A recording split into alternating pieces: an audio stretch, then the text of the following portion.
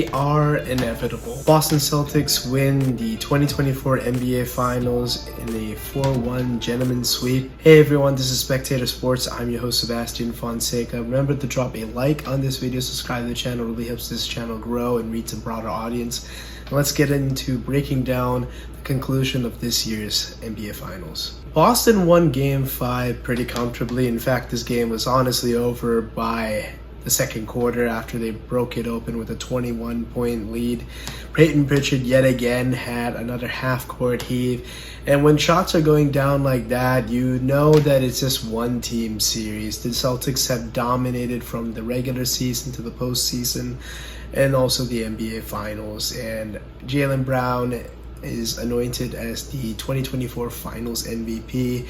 And while his offensive game might have dissipated in the last two games, he still was bringing it defensively, just being the two-way player that he is and taking on the task of guarding Luka pretty much every time that he's on the court, even guarding him all 94 feet from when he picks up his dribble, just being a pest, being disruptive, being super physical. And that's really the difference in this series. I thought he set the tone, especially in Game 1, and continued to be the guy that to slash the rim, be the leader of this Boston Celtics team. And yes, Tatum may have had the better two offensive games with a couple 30-point nights, including the closeout game in Game 5.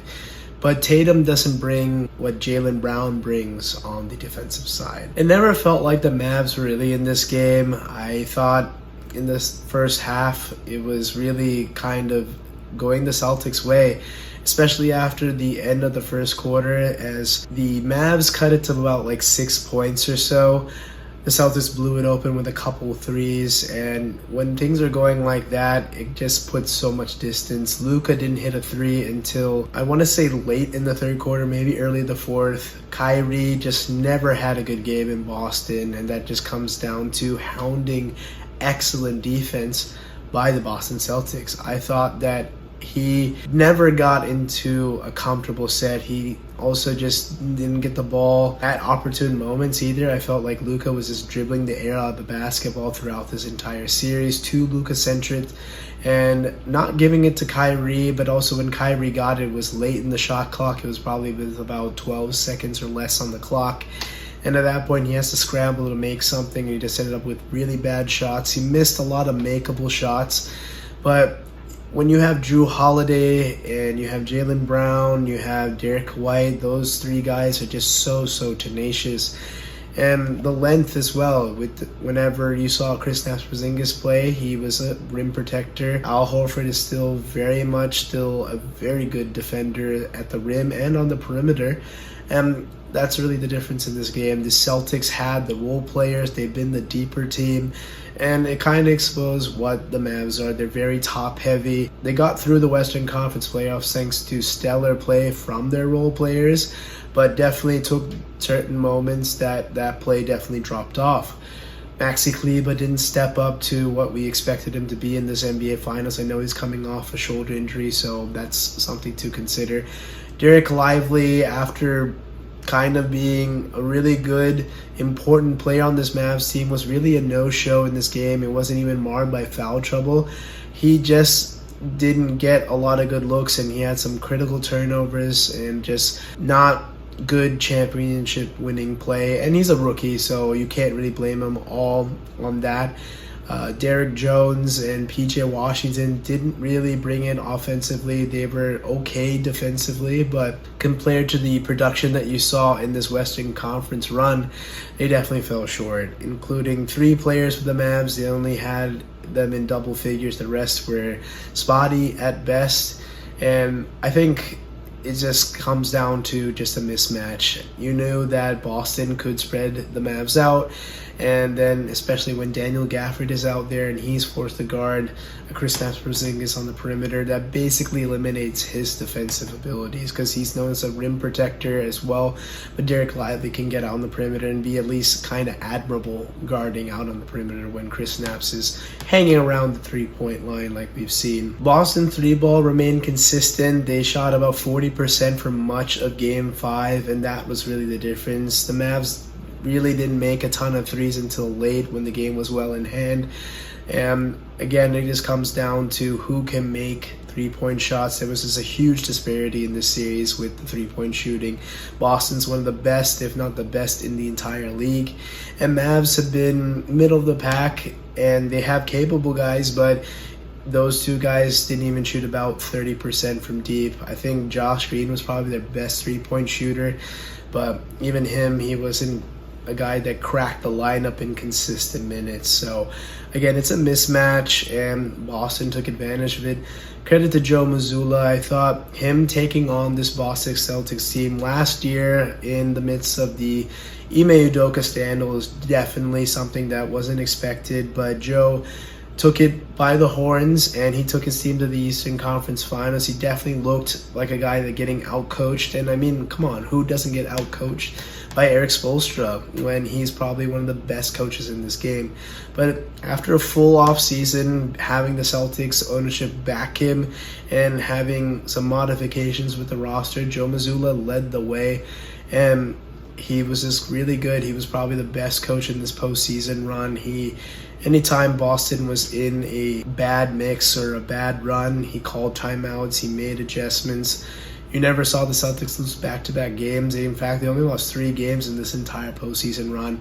Like I said, the Celtics team has been dominant from beginning, middle, and end, and now they've hung up banner number 18. Out of all the Celtics that won an NBA championship on Monday night, you gotta feel for Al Horford. I mean, this guy was born at the unfortunate similar period that LeBron James was. In 2004, he was drafted by the Atlanta Hawks. He had to go through the KG, Paul Pierce, Ray Allen Celtics, and just couldn't break through then. And then LeBron went to the Miami Heat, ended a couple seasons there, and it couldn't get through LeBron's Cavs. And after that, then he joined the Boston Celtics and still couldn't really break through. And it just so many times that he got so close to the Eastern Conference Final, but just couldn't break through the NBA Finals. And he was later traded to the Philadelphia 76ers, kind of had a disappointing year in 2020, cast off to OKC, a rebuilding franchise. And you thought he'd end his career in his twilight years with a rebuilding team. Well, the Celtics called him back up in 2022, and he was the integral part in their finals run and got 2 games within the NBA Finals championship. And last year, so close to returning, but finally in 2024, he broke through. So congratulations, Al Horford. You deserve it. You've been a long-time veteran and couldn't be happier for a guy like you. Looking ahead to Dallas this offseason, what do they need to do to not only return to the finals, but also win the whole thing?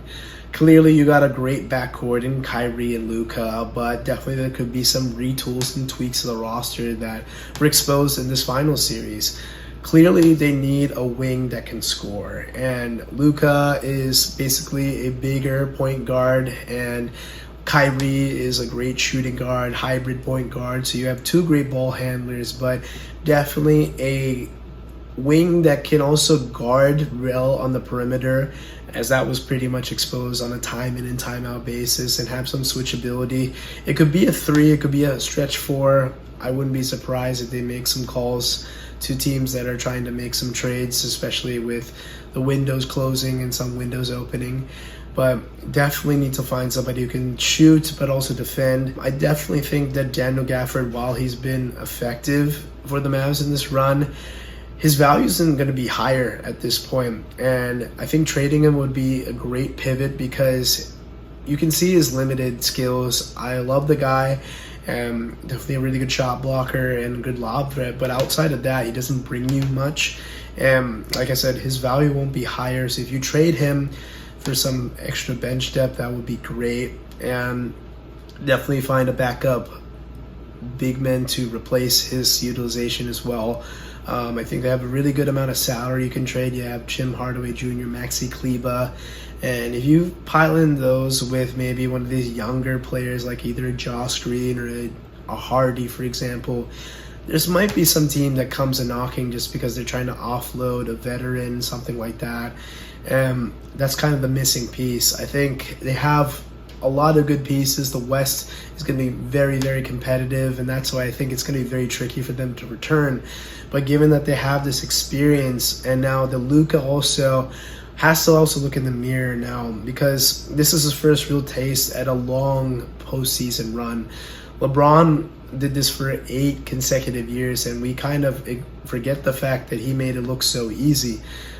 It doesn't really happen like that, let alone getting to consecutive finals, let alone 8. But Luka definitely has to work on his conditioning. It is not only just to play an 82-game season. Let's face it, you play probably about 60 to 70 games, and with some rest involved or maybe an injury is taking place. But then you got to prepare for the 20 to 25 games that you have to play in a postseason run.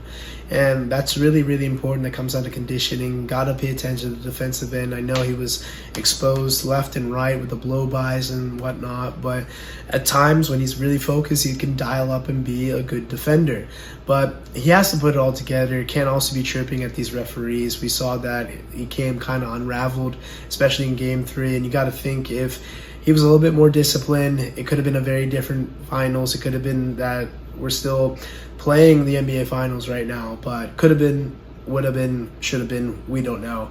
But absolutely, the Mavs have a lot of good pieces. I think they just really need a good wing player, and they could be back in the Western Conference Finals, if not the NBA Finals. I certainly appreciate Magic Johnson's congratulatory tweets on the Boston Celtics winning this year's NBA Finals, but let's not forget he played a big-time role in the Boston Celtics' ascent to this NBA championship. Back 7 years ago, when Magic Johnson was vice president of basketball operations for the Los Angeles Lakers, he drafted Lonzo Ball over Jason Tatum. And just imagine if he actually didn't fall for the LeVar Ball scam and took Jason Tatum instead at number 2.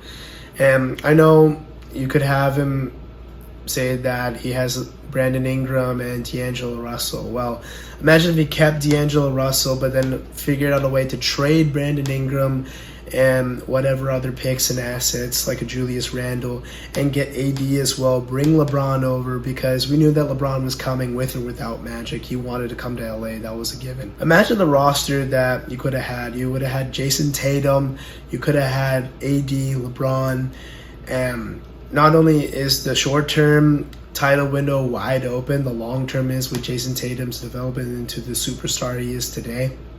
And it's just a huge missed opportunity, and I'm so sick that LeVar swindled the Lakers, namely Magic Johnson, into drafting Lonzo Ball over Jason Tatum. Hey guys, thank you so much for tuning into this episode of Spectator Sports. Remember to drop a like on this video, subscribe to the channel.